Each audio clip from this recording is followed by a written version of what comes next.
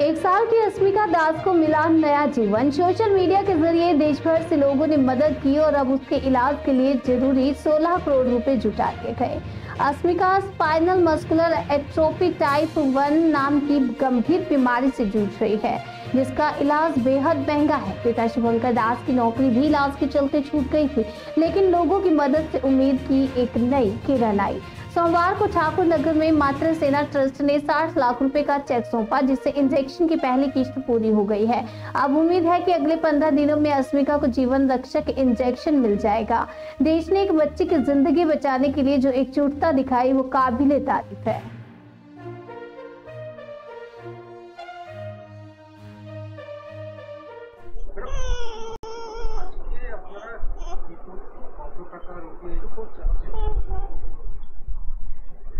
আপনারা সকলে জানেন অস্মিকার বিষয়ে, যে ও একটা বিরল রোগে আক্রান্ত এবং যার জন্য প্রচুর অনেক কোটি টাকার প্রয়োজন।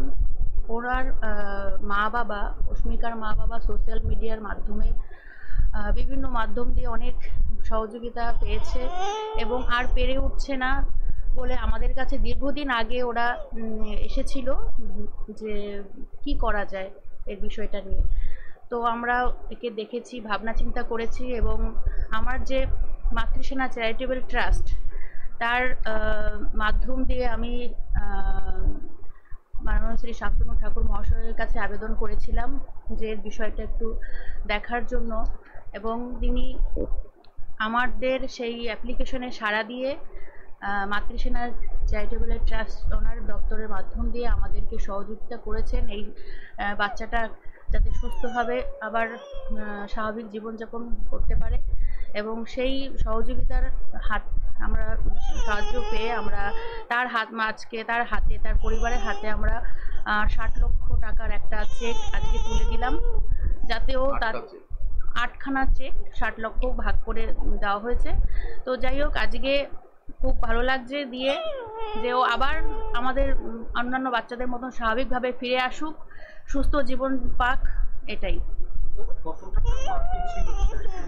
ওরা যেটা বলেছে লাস্টে যে 60 লক্ষ টাকা হলে আমাদের বাচ্চাটাকে ঠিকভাবে ট্রিটমেন্ট করতে পারবো, সেই হিসাবে আমরা আমাদের ট্রাস্টের মাধ্যম দিয়ে সেটাই আমরা ওকে দিয়েছি। আছে আপনাদের লাস্ট কত টাকা উঠতে বাকি ছিল, কত টাকা দরকার ছিল, কত টাকা বাকি ছিল, আজকে কত টাকা?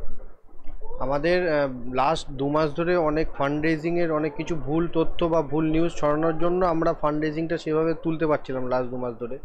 তো আমরা এখানে অনেক দিন আগের থেকে জানিয়েছি এবং প্রথম থেকেই এখান থেকে অনেক চেষ্টার পরে আজকে ওনাদের মাধ্যমে আমরা প্রায় যেটা রিমেনিং অ্যামাউন্ট আমাদের বাকি ছিল 60 লক্ষ টাকা, আমি 2 মাস কিছুদিন আগেও ভিডিও করেছিলাম 80 লক্ষ টাকার প্রয়োজন ছিল। তারপর অনেক কিছু চেষ্টার পরে ফান্ড আমি কিছুটা জোগাড় করার পরে আর রিমেনিং অ্যামাউন্ট 60 লক্ষ টাকার মতো বাকি ছিল, যেটা আমরা এখান থেকে ওনাদের মাধ্যমে আমাদের মেয়ের চিকিৎসার জন্য আমরা পেলাম। এটা কি লার্জেস্ট অ্যামাউন্ট? সব থেকে এটাই সবচেয়ে লার্জেস্ট অ্যামাউন্ট। মানে এই 60 লক্ষ টাকা দিলেই ওর ট্রিটমেন্টটা শুরু হবে? হ্যাঁ হ্যাঁ হ্যাঁ, ইঞ্জেকশনটা আমরা পাবো, মানে যে আমাদের ইঞ্জেকশন পাওয়ার জন্য যে 9 কোটি টাকাটার প্রয়োজন ছিল সেটার পূর্ণ হলো। প্রথম থেকেই সবাই আপনাদের পাশে আছে, মানুষ বিভিন্ন হাত বাড়িয়ে দিয়েছে, আজকে কমপ্লিটলি হলো লড়াই করা যেতে পারে, টাকার জমা আনার যে লড়াইটা ছিল, চ্যালেঞ্জটা ছিল, সেটা আজকে কমপ্লিট হলো।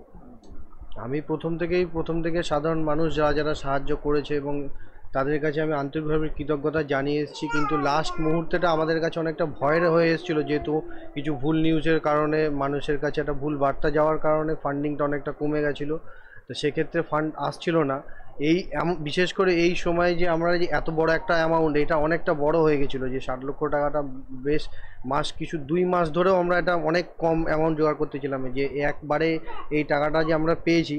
তো এটার জন্য যে মানে আমাদের যে লাস্টের যে ভয়টা আমরা পেয়েছিলাম যে এত দূর এগিয়ে এসে যদি কোনো কিছু খারাপ না ঘটে, আর 1.5 বছর ওর বয়সটাও হয়ে যাচ্ছিল, এই সময় যে আমরা যে সাহায্যটা পেলাম সেটা আমাদের কাছে মানে আমি ভাষায় আর কোনো কিছুতে বলতে পারবো না, যেটা আমার ইমোশনের মধ্যে।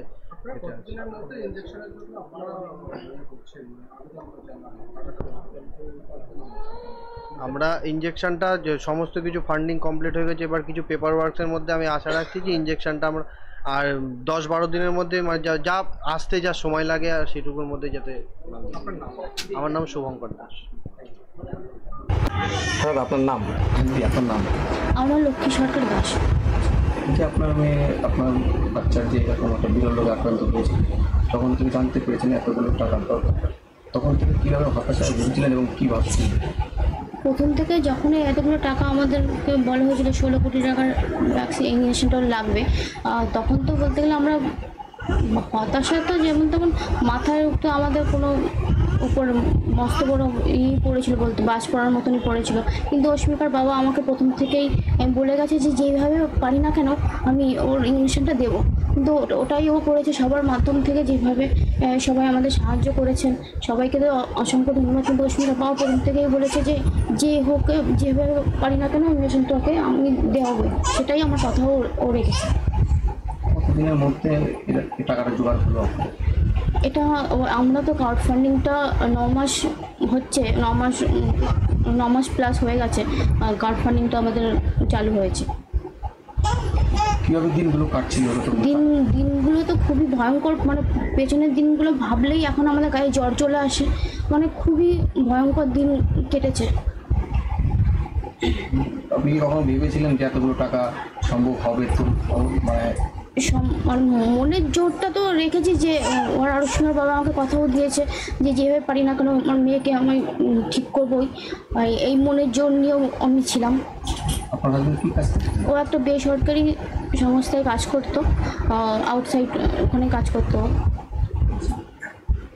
এখন যে টাকা জোগাড় হচ্ছে সেক্ষেত্রে চিকিৎসার জন্য কি কোনো রকমভাবে এগোচ্ছেন বা কবে? হ্যাঁ, আরও একটা মানে ওর টেস্ট আছে, আরও স্বাস্থ্য ভবনে কিছু কাজ আছে, ওইগুলো মিটে গেলেই ওর ট্রিটমেন্টটা হবে। আশা করছেন যে? আশা করছি আমরা এই সামনের মাসের ফার্স্ট উইকের মধ্যে ওর ইঞ্জেকশনটা কমপ্লিট হওয়ার। বলবেন যে এতগুলো টাকা একবার যারা আপনার পাশে এসে দাঁড়িয়েছেন? হ্যাঁ, আমাদের যারা পাশে এসে দাঁড়িয়েছেন তাদেরকে অসংখ্য মানে ধন্যবাদ দিয়ে আমি ছোটো করবো না, আন্তরিকভাবে মানে তাদেরকে ভাষায় প্রকাশ করবো না। তাদেরকে আমি হাত জোর করে এটাই বলবো যে এভাবে যদি আপনারা একে অপরের পাশে থাকেন তাহলে এই মস্ত বড় লড়াই আমরা ঠিক জয় করবো। সেই জয় অস্মিকা হতে চলেছে। কবে